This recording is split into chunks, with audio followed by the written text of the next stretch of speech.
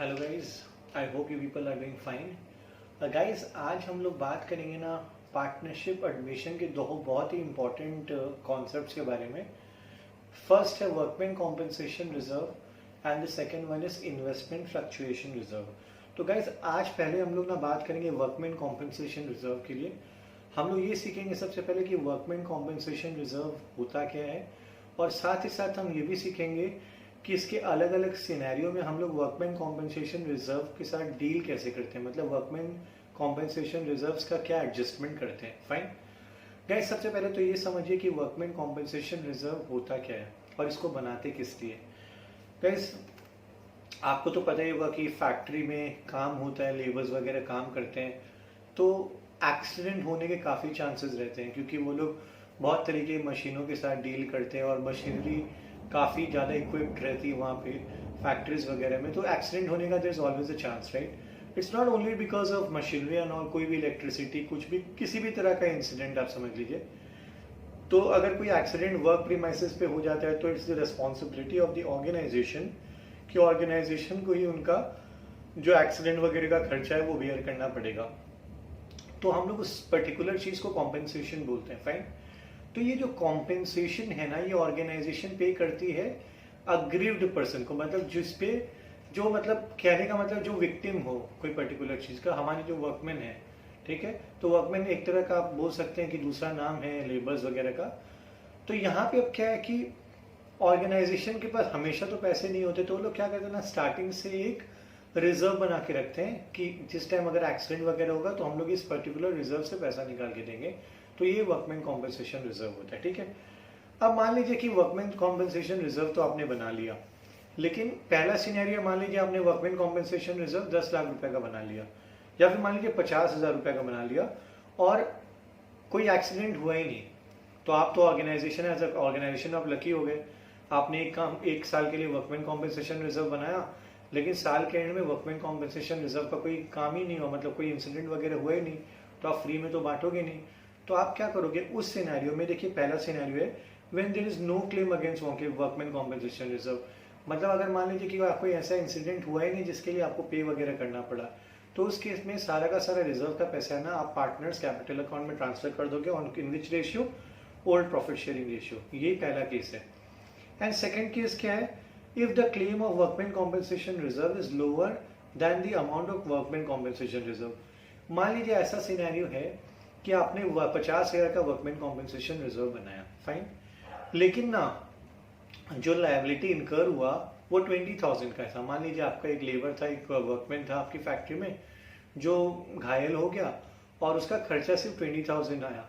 तो आपने तो रिजर्व बनाया था 50,000 का और आपका खर्चा सिर्फ लगा 20,000। आपका जो 30,000 बच गया उसका आप क्या ट्रीटमेंट करेंगे, और वो 50,000 का क्या ट्रीटमेंट करेंगे और 20,000 का क्या ट्रीटमेंट करेंगे, उसी के लिए जर्नल एंट्री है।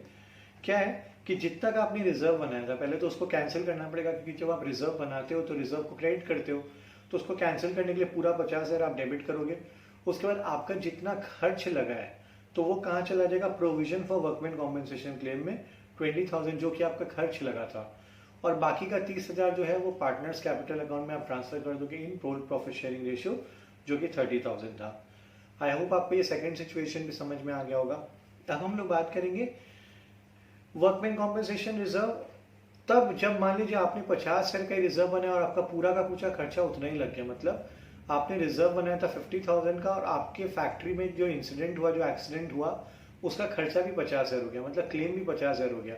तो आप क्या करोगे, पूरा का पूरा जो वर्कमैन कॉम्पेंसेशन रिजर्व का पैसा हुआ प्रोविजन अकाउंट में ट्रांसफर कर दोगे। तो एंट्री क्या हो जाएगा, workman compensation reserve account debit to provision for workman compensation claim.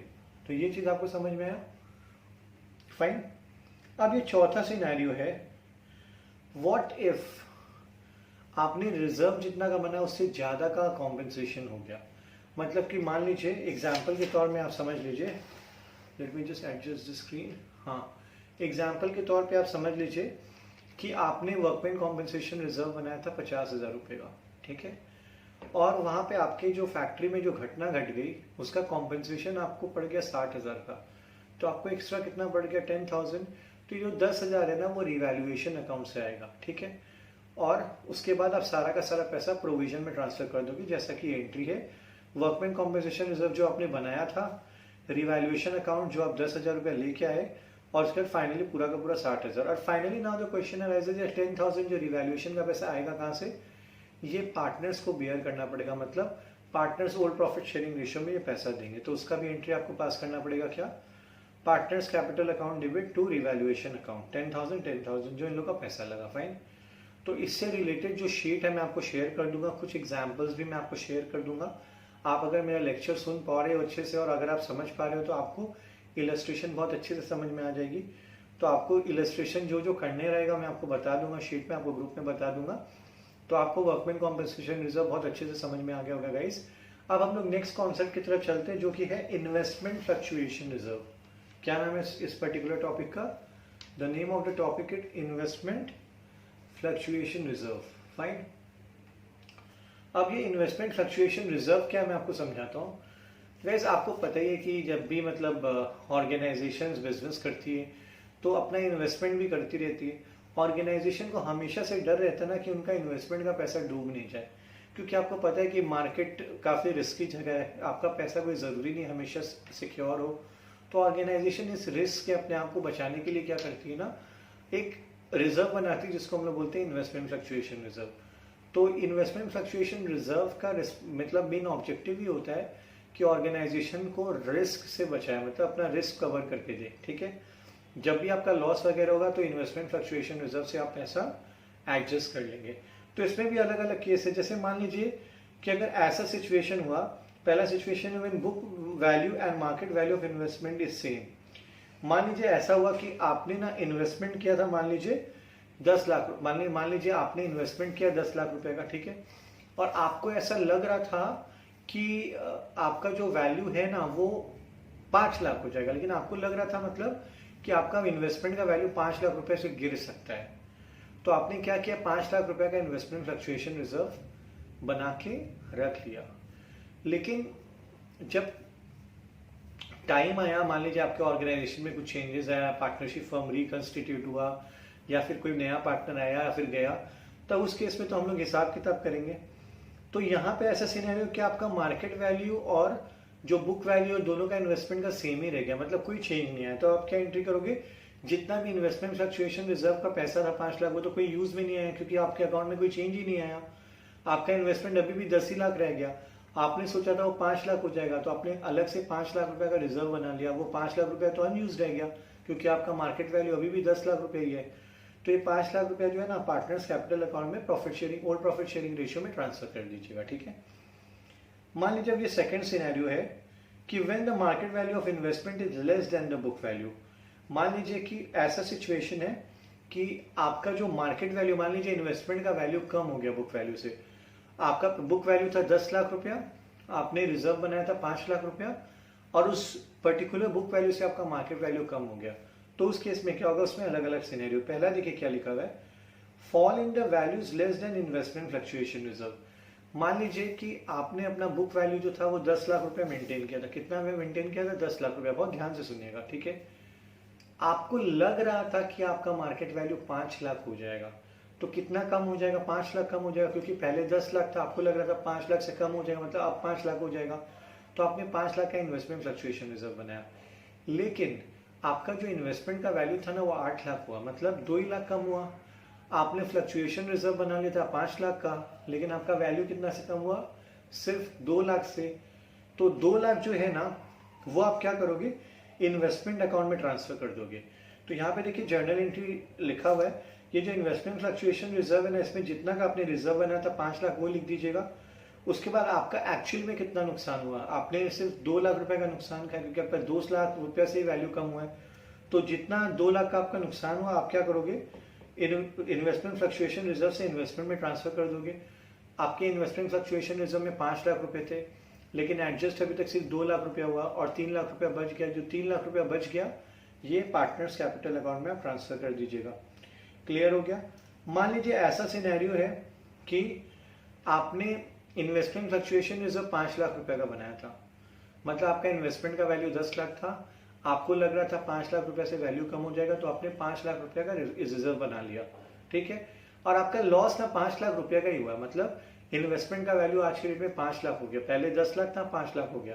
तो ये पूरा का पूरा 5 लाख रुपया जो है ये किससे एडजस्ट हो जाएगा, ये एडजस्ट हो जाएगा आपका इन्वेस्टमेंट अकाउंट से। तो यहाँ पे भी आप 5 लाख रुपया लिख दीजिएगा और यहाँ पे भी 5 लाख रुपया लिख दीजिएगा।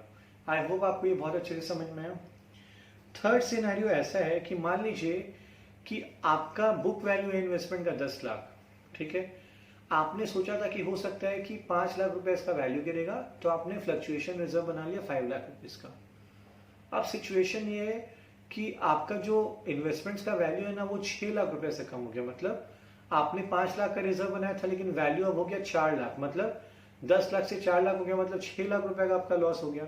तो आप क्या करोगे ना, एक्स्ट्रा जो 1 लाख रुपया है वो आप रिवैल्यूएशन अकाउंट से लाओगे। तो पहला 5 लाख रुपए का जो नुकसान है वो तो इन्वेस्टमेंट फ्लक्चुएशन रिजर्व अकाउंट से एडजस्ट हो जाएगा।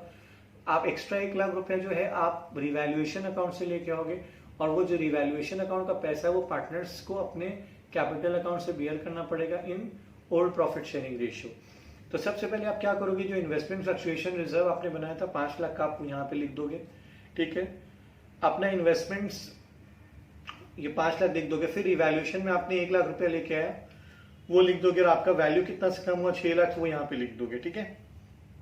फाइनली ये जो एक्स्ट्रा 1 लाख रुपया आप लेके आए वो किससे आप मांगोगे, पार्टनर से। तो पार्टनर को 1 लाख रुपया से आप क्या कर दोगे, डेबिट, क्योंकि कैपिटल अकाउंट में जब पैसा आता है तब अपने कैपिटल अकाउंट को क्रेडिट करते हैं, यहाँ पे पार्टनर पैसा दे रहा है फर्म को, इसलिए क्या हो गया 1 लाख रुपए से आप कर दिए डेबिट।